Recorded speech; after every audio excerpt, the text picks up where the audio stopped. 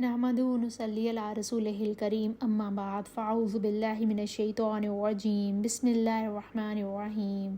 رب اشرح لی صدری ویسر لی امری واحلل عقدۃ من لسانی یفقہوا قولی، ربی زدنی علما، اللہم فقہنا فی الدین۔ سورہ الانبیاء۔ بسم اللہ الرحمن الرحیم۔ اقترب للناس حسابهم وهم في غفلة معرضون ما يأتيهم من ذكر من ربهم محدث إلا استمعوه وهم يلعبون۔ لوگوں کے اعمال کے حساب کا وقت نزدیک آ پہنچا ہے اور وہ غفلت میں پڑے سے منہ پھیر رہے ہیں۔ ان کے پاس کوئی نئی نصیحت ان کے رب کی طرف سے نہیں آتی مگر وہ اسے کھیلتے ہوئے سنتے ہیں۔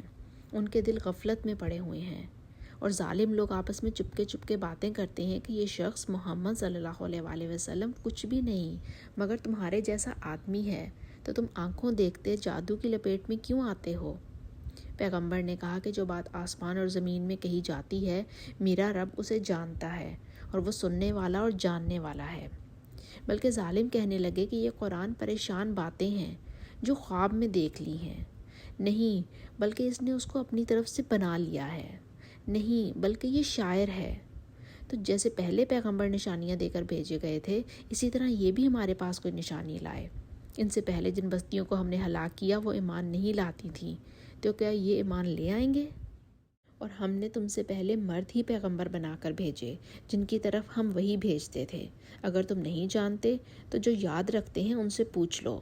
اور ہم نے ان کے ایسے جسم نہیں بنائے تھے کہ کھانا نہ کھائیں اور نہ وہ ہمیشہ رہنے والے تھے۔ پھر ہم نے ان کے بارے میں اپنا وعدہ سچا کر دیا تو ان کو اور جس کو چاہا نجات دی اور حد سے نکل جانے والوں کو ہلاک کر دیا۔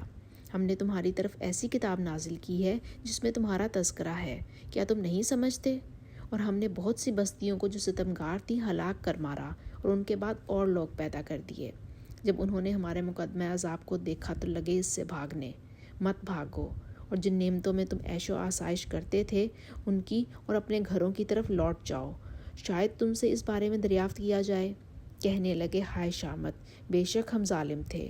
تو وہ ہمیشہ اسی طرح پکارتے رہے یہاں تک کہ ہم نے ان کو کھیتی کی طرح کاٹ کر اور آگ کی طرح بجھا کر ڈھیر کر دیا۔ اور ہم نے آسمان اور زمین کو اور جو مخلوقات ان دونوں کے درمیان ہیں اس کو لہو لعب کے لیے پیدا نہیں کیا۔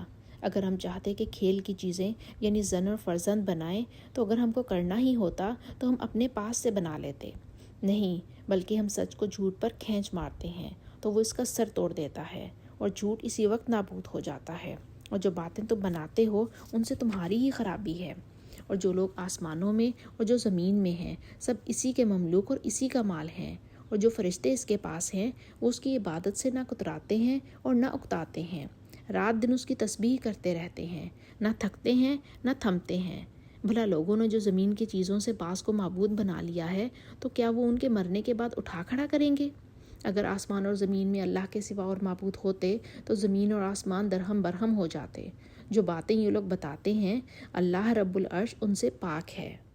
اللہ جو کام کرتا ہے اس کی پوچھ نہیں ہوگی اور جو کام یہ لوگ کرتے ہیں ان سب سے سوال ہوگا۔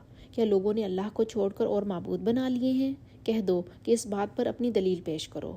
یہ میری اور میرے ساتھ والوں کی کتاب بھی ہے اور جو مجھ سے پہلے پیغمبر ہوئے ہیں ان کی کتابیں بھی ہیں، بلکہ بات یہ ہے کہ ان میں اکثر حق بات کو نہیں جانتے اور اس لیے اس سے منہ پھیر لیتے ہیں۔ اور جو پیغمبر ہم نے تم سے پہلے بھیجے ان کی طرف یہی وحی بھیجی کہ میرے سوا کوئی معبود نہیں تو میری ہی عبادت کرو۔ اور کہتے ہیں کہ اللہ بیٹا رکھتا ہے، وہ پاک ہے، اس کے نہ بیٹا ہے نہ بیٹی، بلکہ جن کو یہ لوگ اس کے بیٹے اور بیٹیاں سمجھتے ہیں وہ اس کے عزت والے بندے ہیں، اس کے آگے بڑھ کر بول نہیں سکتے اور اس کے حکم پر عمل کرتے ہیں۔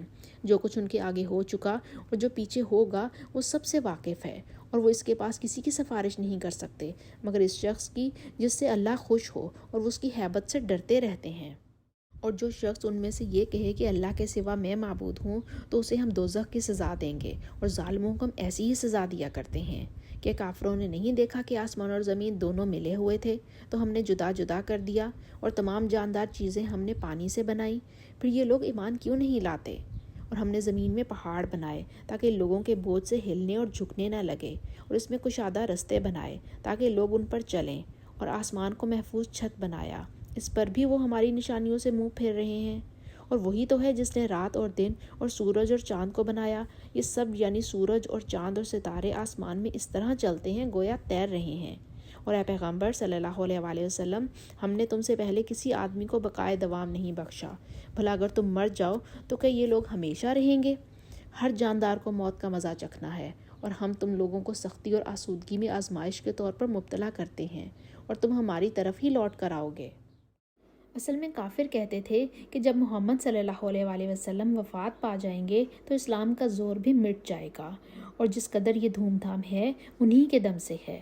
تو اللہ سبحانہ وتعالیٰ نے فرمایا کہ یہ لوگ تمہاری موت کا انتظار کرتے ہیں، لیکن تم انتقال کر جاؤ گے تو یہ بھی ہمیشہ نہیں رہیں گے، موت ان کو بھی فنا کر دے گی۔ اور تمہارے انتقال سے اسلام کیوں نابود ہونے لگا؟ وہ تمہاری ذات سے وابستہ نہیں ہے کہ جب تک تمہاری حیات ہو تب تک اس کی ہستی ہو، وہ ہمیشہ رہے گا اور کبھی فنا نہیں ہوگا۔ اور حقیقت میں اسلام حضرت صلی اللہ علیہ وآلہ وسلم کے انتقال کے بعد گھٹا نہیں تھا، بلکہ روز بروز بڑھتا ہی چلا گیا اور تمام عالم میں پھیل گیا اور قیامت تک قائم رہے گا۔ اور جب کافر تم کو دیکھتے ہیں تو تمہارا مذاق اڑاتے ہیں کہ کیا یہی شخص ہے جو تمہارے معبودوں کا ذکر برائی سے کیا کرتا ہے، حالانکہ وہ خود رحمان کے نام سے منکر ہیں۔ انسان کچھ ایسا جلد باز ہے کہ گویا جلد بازی ہی سے بنایا گیا ہے۔ میں تم لوگوں کو عنقریب اپنی نشانیاں دکھاؤں گا تو تم جلدی نہ کرو۔ وہ کہتے ہیں کہ اگر تم سچے ہو تو جس عذاب کی یہ وعید ہے وہ کب آئے گا؟ اے کاش کافر اس وقت کو جانیں جب وہ اپنے منہوں پر سے دوزخ کی آگ کو روک نہ سکیں گے، اور نہ اپنی پیٹھوں پر سے، اور نہ ان کا کوئی مددگار ہوگا، بلکہ قیامت ان پر ناگہاں آ واقع ہوگی اور ان کے ہوش کھو دے گی۔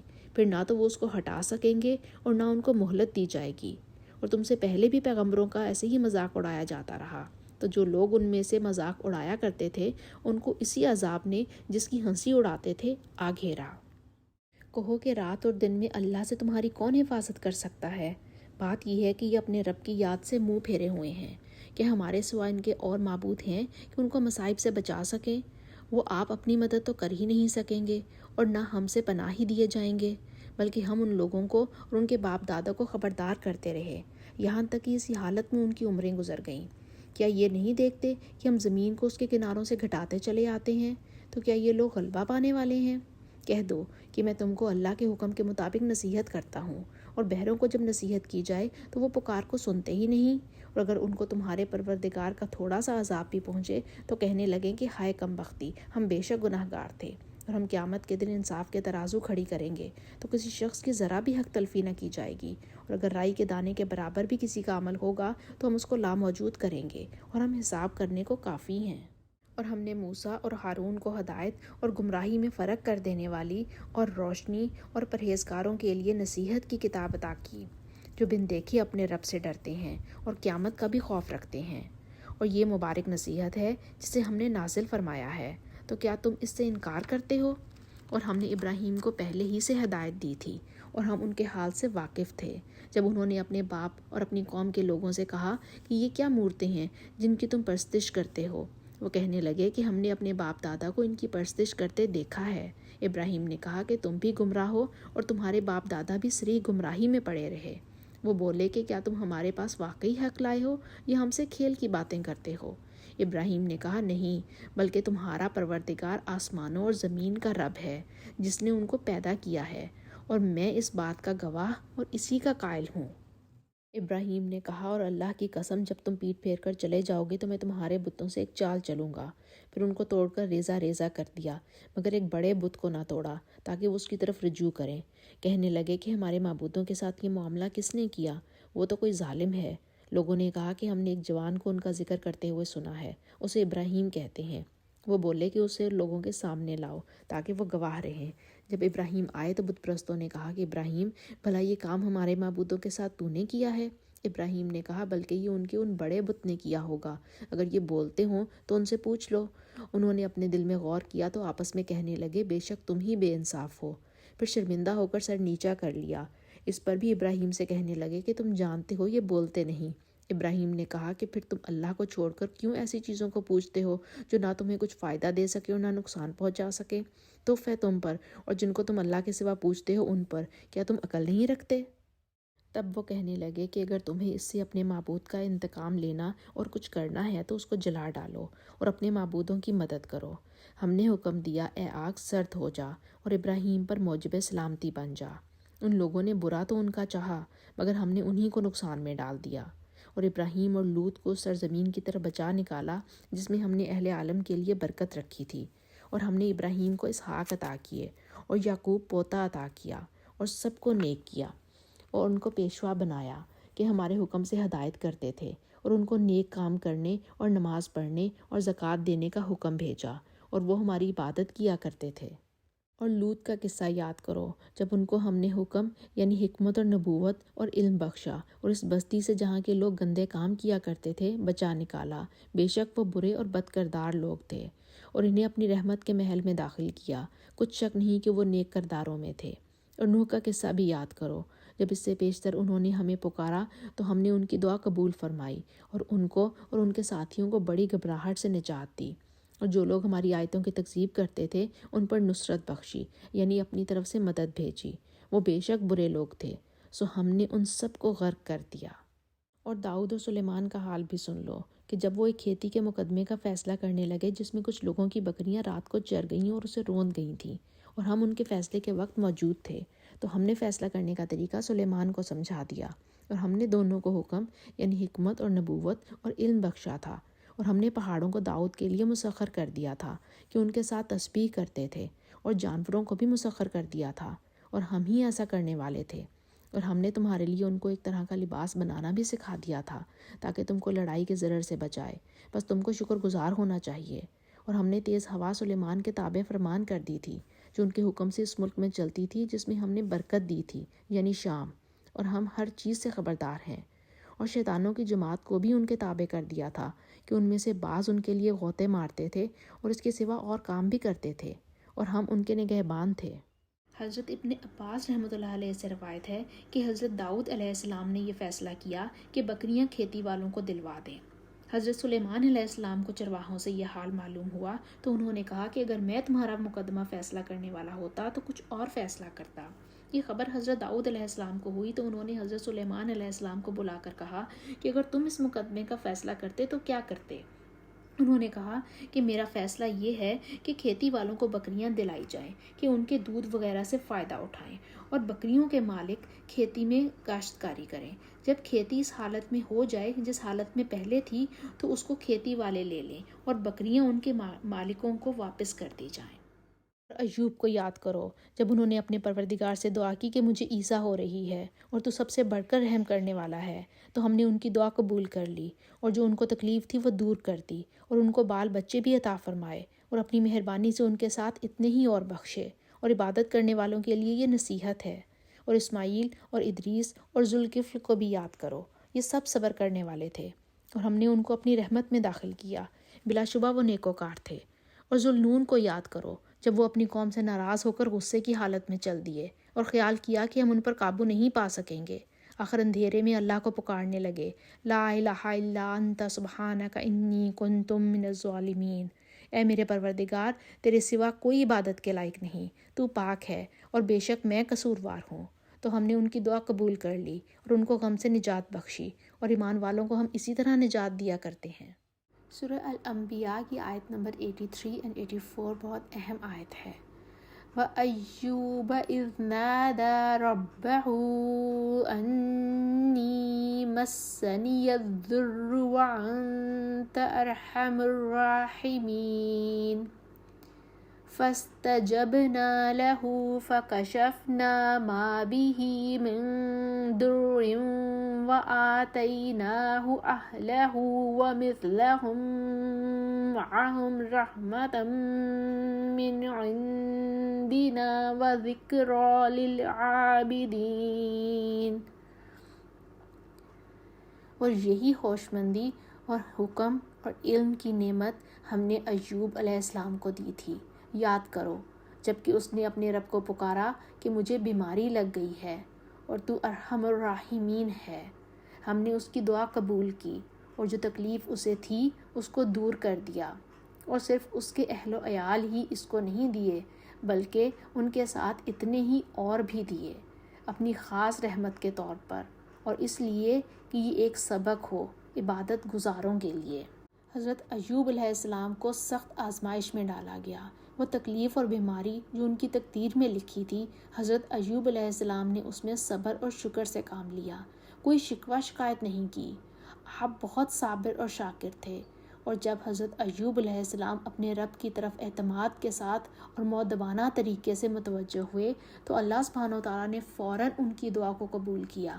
آزمائش ختم ہو گئی اور رحمت خداوندی آن پہنچی۔ قرآن نے آپ کو صبر کرنے والا، رجوع کرنے والا اور اچھا بندہ کہا ہے۔ بندہ مومن ہر حال میں اپنے رب کے ساتھ ہی جڑا رہتا ہے، آزمائش کے وقت صبر کرتا ہے اور اللہ سبحانہ وتعالیٰ کی رضا پر راضی رہتا ہے۔ تکلیف پر صبر مومن کے لیے دنیا اور آخرت میں راحت اور اجر کا باعث بن جاتا ہے۔ سیدنا انس رضی اللہ تعالیٰ عنہ بیان کرتے ہیں کہ رسول اللہ صلی اللہ علیہ وآلہ وسلم نے فرمایا، مدد صبر کے ساتھ ہوتی ہے، کشادگی رنج اور غم کے ساتھ ہوتی ہے، اور بلا شبہ تنگی کے ساتھ آسانی ہے، اور بے شک تنگی کے ساتھ ایک اور آسانی ہے۔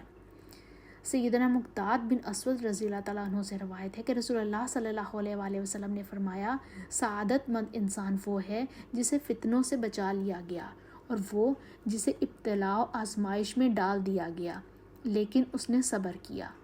ابو امامہ رضی اللہ تعالیٰ عنہ کہتے ہیں کہ نبی پاک صلی اللہ علیہ وآلہ وسلم نے فرمایا، اللہ سبحانہ وتعالیٰ فرماتا ہے، اے آدمی، اگر تم مصیبت پڑتے ہی صبر کرو اور ثواب کی نیت رکھو تو میں جنت سے کم ثواب پر تمہارے لیے راضی نہیں ہوں گا۔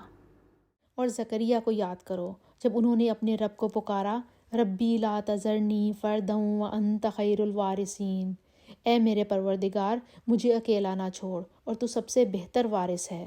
تو ہم نے ان کی پکار سن لی اور ان کو یحییٰ بخشے اور ان کی بیوی کو اولاد کے قابل بنا دیا۔ یہ لوگ لپک لپک کر نیکیاں کرتے اور ہمیں امید اور خوف سے پکارتے اور ہمارے آگے عاجزی کیا کرتے تھے۔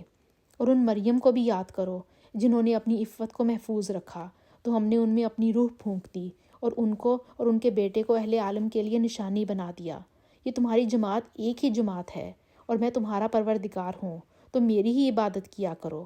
اور یہ لوگ اپنے معاملے میں باہم متفرق ہو گئے، مگر سب ہماری طرف رجوع کرنے والے ہیں۔ جو نیک کام کرے گا اور مومن بھی ہوگا تو اس کی کوشش رائے گاہ نہ جائے گی، اور ہم اس کے لیے ثواب لکھ رہے ہیں۔ اور جس بستی والوں کو ہم نے ہلاک کر دیا، محال ہے کہ رجوع کریں، وہ رجوع نہیں کریں گے۔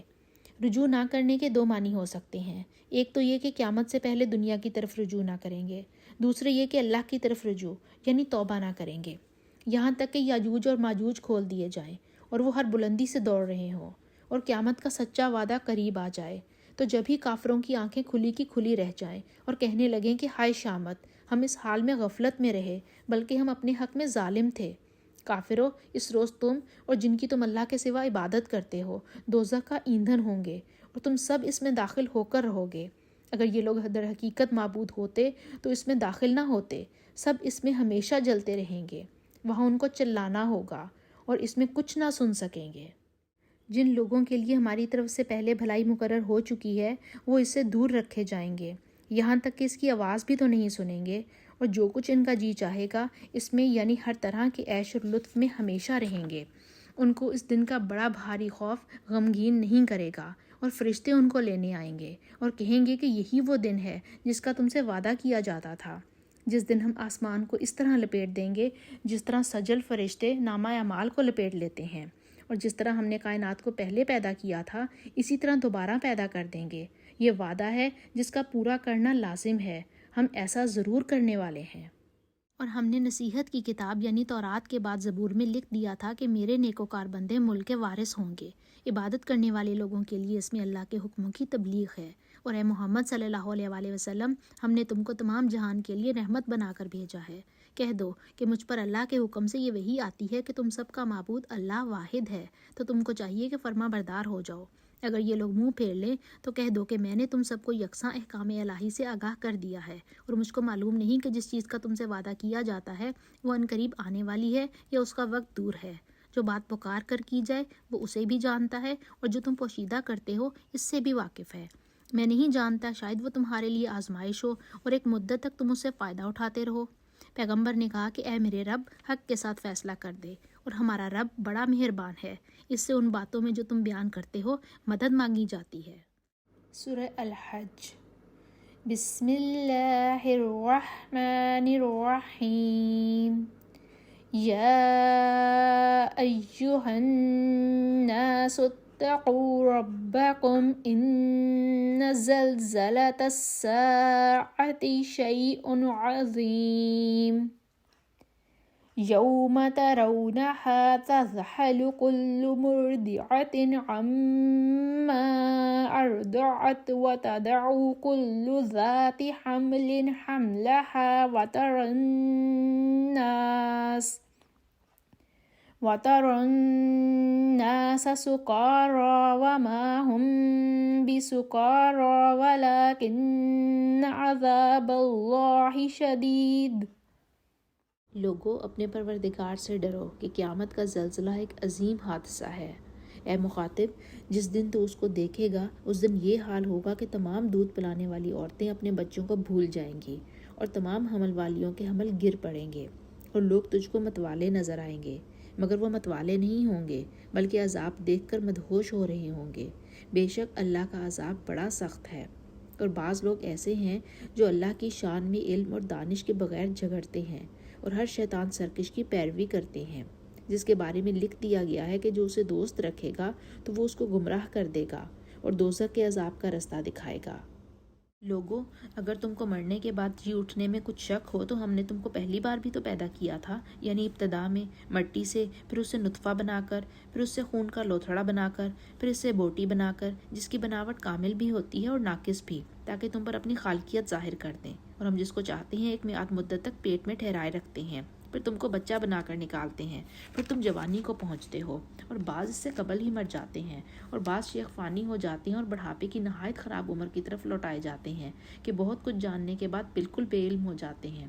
اور اے دیکھنے والے، تو دیکھتا ہے کہ ایک وقت میں زمین خشک پڑی ہوتی ہے، پھر جب ہم اس پر میਂہ برساتے ہیں تو وہ شاداب ہو جاتی ہے اور ابھرنے لگتی ہے اور طرح طرح کی بارونق چیزیں اگاتی ہے۔ ان قدرتوں سے ظاہر ہے کہ اللہ ہی قادر مطلق ہے، برحق ہے، اور یہ کہ وہ مردوں کو زندہ کر دیتا ہے، اور یہ کہ وہ ہر چیز پر قدرت رکھتا ہے، اور یہ کہ قیامت آنے والی ہے، اس میں کچھ شک نہیں، اور یہ کہ اللہ سب لوگوں کو جو قبروں میں ہیں جلا اٹھائے گا۔ سورہ الحج کی آیت نمبر 5 میں جو ترجمہ کیا گیا پھر تم جوانی کو پہنچتے ہو، وہ یہ ہے کہ لِتَبْلُغُوا أَشُدَّكُمْ، پہلے اللہ تعالیٰ بچہ بناتا ہے، پھر تم جوانی کو پہنچتے ہو۔ اور اسی آیت میں جہاں کہا گیا لِكَيْ لَا يَعْلَمَ مِن بَعْدِ عِلْمٍ شَيْئًا، اس کا ترجمہ یہ کیا گیا کہ بہت کچھ جاننے کے بعد بالکل بے علم ہو جاتے ہیں، کیونکہ ان آیات میں اللہ تبارک و تعالیٰ نے انسان کی حالت کا اظہار فرمایا ہے کہ پہلے تم بچے ہوتے ہو، پھر جوان ہو جاتے ہو، پھر بوڑھے ہو جاتے ہو، اور بعض ایسے بوڑھے لوگ ہوتے ہیں کہ ان کے حواس قائم نہیں رہتے، اور دل اور دماغ میں جو ذخیرہ معلومات ہوتا ہے وہ سب جاتا رہتا ہے۔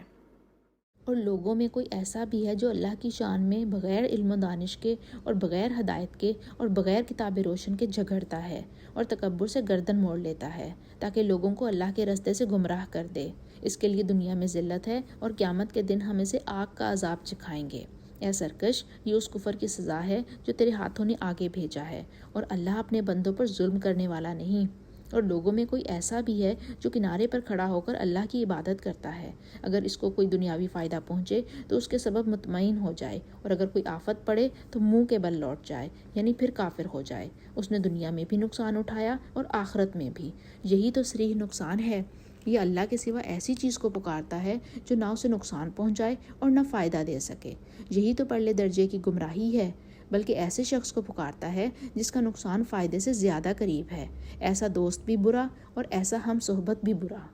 جو لوگ ایمان لائے اور نیک عمل کرتے رہے، اللہ ان کو جنتوں میں داخل کرے گا جن کے نیچے نہریں چل رہی ہیں۔ کچھ شک نہیں کہ اللہ جو چاہتا ہے کرتا ہے۔ جو شخص یہ گمان کرتا ہے کہ اللہ اس کو دنیا اور آخرت میں مدد نہیں دے گا تو اس کو چاہیے کہ اوپر کی طرف یعنی اپنے گھر کی چھت میں ایک رسی باندھے، پھر اس سے اپنا گلا گھونٹ لے، پھر دیکھے کہ آیا یہ تدبیر اس کے غصے کو دور کر دیتی ہے۔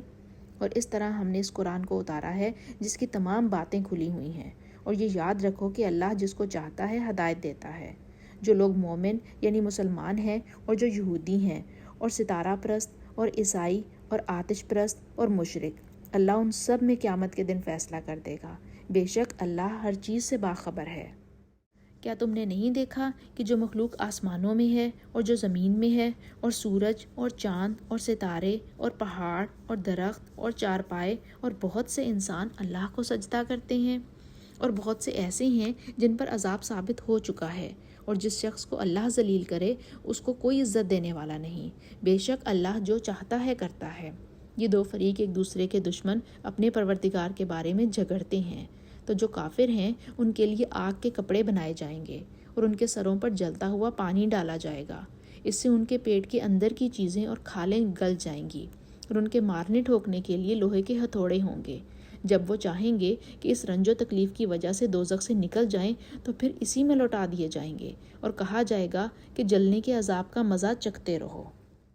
جو لوگ ایمان لائے اور نیک عمل کرتے رہے، اللہ ان کو جنتوں میں داخل کرے گا جن کے نیچے نہریں بہہ رہی ہیں۔ وہاں ان کو سونے کے کنگن پہنائے جائیں گے اور موتی، اور وہاں ان کا لباس ریشمی ہوگا، اور ان کو پاکیزہ کلام کی ہدایت کی گئی اور خدائے حمید کی راہ بتائی گئی۔ جو لوگ کافر ہیں اور لوگوں کو اللہ کے رستے سے اور مسجد الحرام یعنی ادب والی مسجد سے، جسے ہم نے لوگوں کے لیے یکساں عبادت گاہ بنایا ہے، روکتے ہیں، خواہ وہ وہاں کے رہنے والے ہوں یا باہر سے آنے والے، اور جو اس میں کسی زیادتی کا ناحق ارادہ کرے، ہم اسے دردناک عذاب کا مزہ چکھائیں گے۔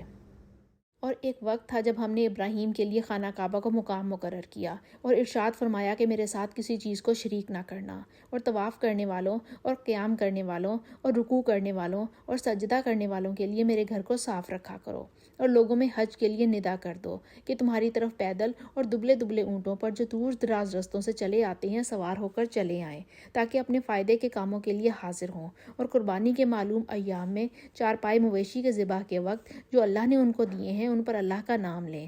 اس میں سے تم خود بھی کھاؤ اور مصیبت زدہ محتاج کو بھی کھلاؤ۔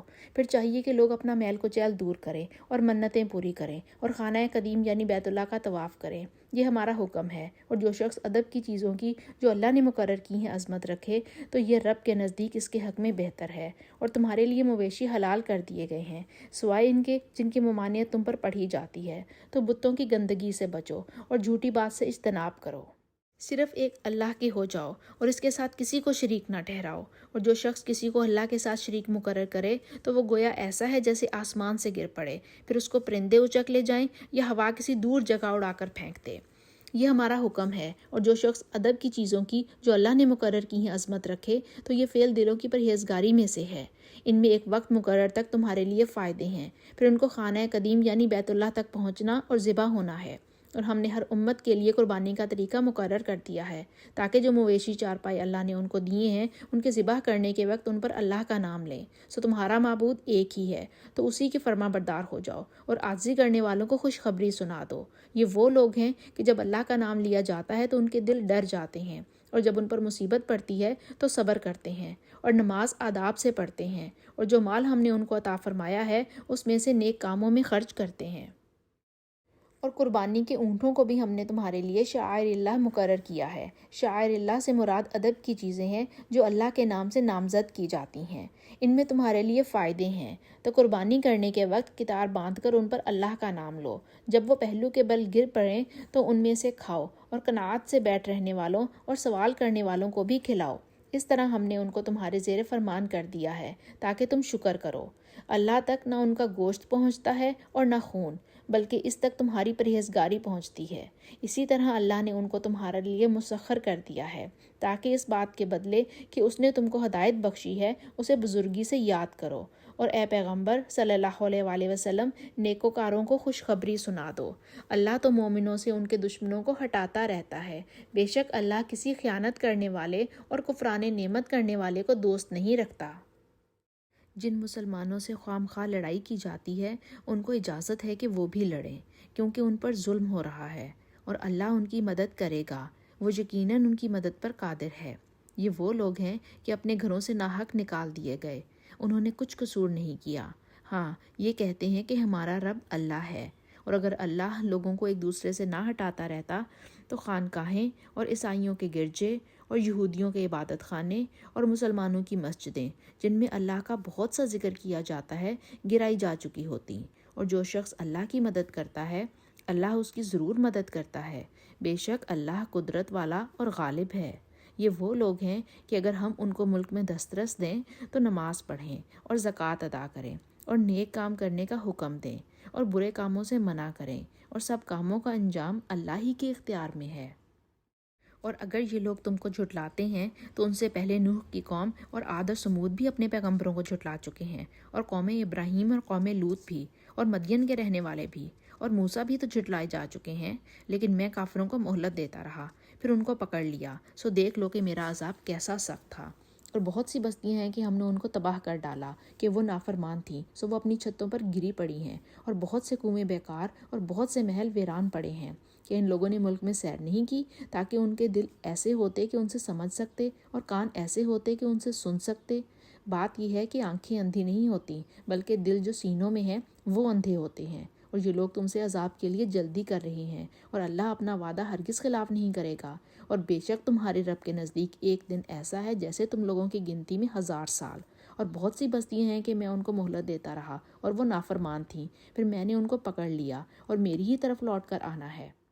اے پیغمبر صلی اللہ علیہ وآلہ وسلم، کہہ دو کہ لوگوں میں تم کو کھلم کھلا نصیحت کرنے والا ہوں، تو جو لوگ ایمان لائے اور نیک کام کیے ان کے لیے بخشش اور آبرو کی روزی ہے، اور جن لوگوں نے ہماری آیتوں میں ہمیں عاجز کرنے کی کوشش کی وہ اہل دوزخ ہیں۔ اور ہم نے تم سے پہلے کوئی رسول اور نبی نہیں بھیجا مگر اس کا یہ حال تھا کہ جب وہ کوئی آرزو کرتا تھا تو شیطان اس کی آرزو میں وسوسہ ڈال دیتا تھا، تو جو وسوسہ شیطان ڈالتا ہے اللہ اس کو دور کر دیتا ہے، پھر اللہ اپنی آیتوں کو مضبوط کر دیتا ہے، اور اللہ علم والا اور حکمت والا ہے۔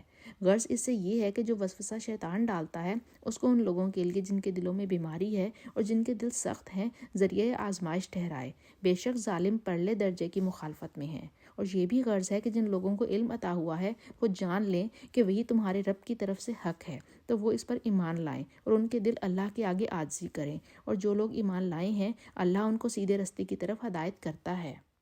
اور کافر لوگ ہمیشہ اس سے شک میں رہیں گے یہاں تک کہ قیامت ان پر ناگہاں آ جائے یا ایک نامبارک دن کا عذاب ان پر آ واقع ہو۔ اس روز بادشاہی اللہ ہی کی ہوگی اور وہ ان میں فیصلہ کر دے گا۔ تو جو لوگ ایمان لائے اور نیک عمل کرتے رہے وہ نعمت کے باغوں میں ہوں گے، اور جو کافر ہوئے اور ہماری آیتوں کو جھٹلاتے رہے ان کے لیے ذلیل کرنے والا عذاب ہوگا۔ اور جن لوگوں نے اللہ کی راہ میں ہجرت کی پھر مارے گئے یا مر گئے ان کو اللہ اچھی روزی دے گا، اور بے شک اللہ سب سے بہتر رزق دینے والا ہے۔ وہ ان لوگوں کو ایسے مقام میں داخل کرے گا جسے وہ پسند کریں گے، اور اللہ تو جاننے والا اور بردبار ہے۔ اور یہ بات اللہ کے ہاں ٹھہر چکی ہے۔ اور جو لوگ کسی کو اتنی ہی تکلیف دے جتنی تکلیف اس کو دی گئی ہے، پھر اگر اس شخص پر زیادتی کی جائے تو اللہ اس کی مدد کرے گا، بے شک اللہ معاف کرنے والا اور بخشنے والا ہے۔ یہ اس لیے کہ اللہ رات کو دن میں داخل کرتا ہے اور دن کو رات میں داخل کرتا ہے، اور اللہ تو سننے والا اور دیکھنے والا ہے۔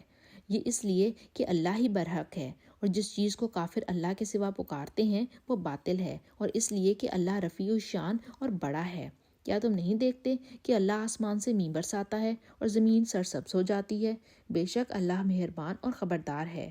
جو کچھ آسمانوں میں ہے اور جو کچھ زمین میں ہے اسی کا ہے، اور بے شک اللہ بے نیاز اور قابل ستائش ہے۔ کیا تم نہیں دیکھتے کہ جتنی چیزیں زمین میں ہیں سب اللہ نے تمہارے زیر فرمان کر رکھی ہیں، اور کشتیاں بھی جو اس کے حکم سے دریا میں چلتی ہیں، اور وہ آسمان کو تھامے رہتا ہے کہ زمین پر نہ گر پڑے مگر اس کے حکم سے۔ بے شک اللہ لوگوں پر نہایت شفقت کرنے والا اور مہربان ہے۔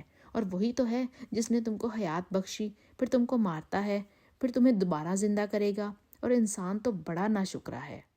ہم نے ہر ایک امت کے لیے ایک شریعت مقرر کر دی ہے جس پر وہ چلتے ہیں، سو یہ لوگ تم سے اس امر میں جھگڑا نہ کریں اور تم لوگوں کو اپنے رب کی طرف بلاتے رہو، بے شک تم سیدھے رستے پر ہو۔ اور اگر یہ تم سے جھگڑا کریں تو کہہ دو کہ جو عمل تم کرتے ہو اللہ ان سے خوب واقف ہے۔ جن باتوں میں تم اختلاف کرتے ہو اللہ تم میں قیامت کے روز ان کا فیصلہ کر دے گا۔ کیا تم نہیں جانتے کہ جو کچھ آسمان اور زمین میں ہے اللہ اس کو جانتا ہے؟ یہ سب کچھ کتاب میں لکھا ہوا ہے، بے شک یہ سب اللہ کو آسان ہے۔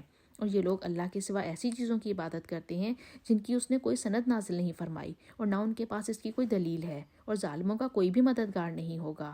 اور جب ان کو ہماری آیتیں پڑھ کر سنائی جاتی ہیں تو ان کی شکل بگڑ جاتی ہے اور تم ان کے چہروں میں صاف طور پر ناخوشی کے آثار دیکھتے ہو۔ قریب ہوتے ہیں کہ جو لوگ ان کو ہماری آیتیں پڑھ کر سناتے ہیں ان پر حملہ کر دیں۔ کہہ دو کہ میں تم کو اس سے بھی بری چیز بتاؤں، وہ دوزخ کی آگ ہے جس کا اللہ نے کافروں سے وعدہ کیا ہے اور وہ برا ٹھکانہ ہے۔ لوگوں، ایک مثال بیان کی جاتی ہے، اسے غور سے سنو کہ جن لوگوں کو تم اللہ کے سوا پکارتے ہو وہ ایک مکھی بھی نہیں بنا سکتے، اگرچہ اس کے لیے سب جمع ہو جائیں، اور اگر ان سے مکھی کوئی چیز چھین لے جائے تو اسے اس سے چھڑا نہیں سکتے۔ طالب اور مطلوب یعنی عابد اور معبود دونوں گئے گزرے ہیں۔